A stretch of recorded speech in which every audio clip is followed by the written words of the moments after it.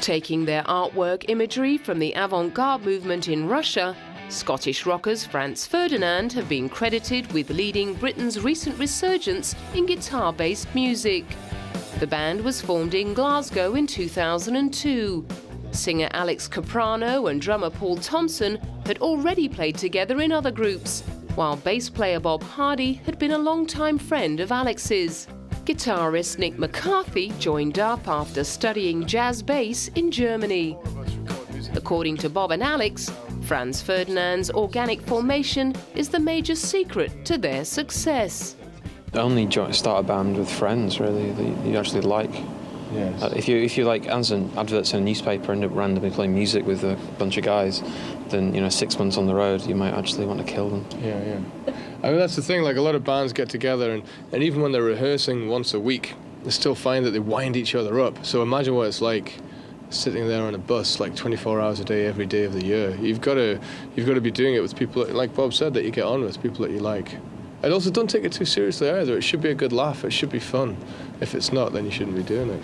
They struck gold with their debut album back in 2003, which went in at number 3 on the British charts and earned them the prestigious Mercury Prize.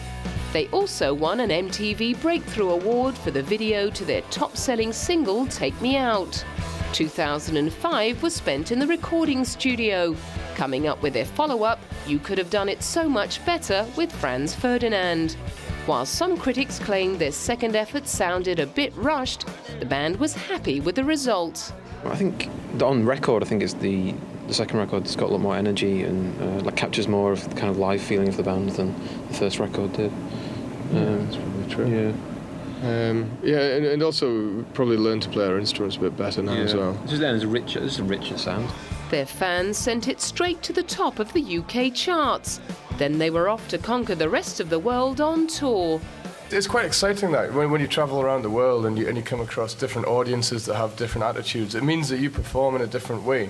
You respond to the different people in different ways. And so yeah, I'm quite excited to see how people are.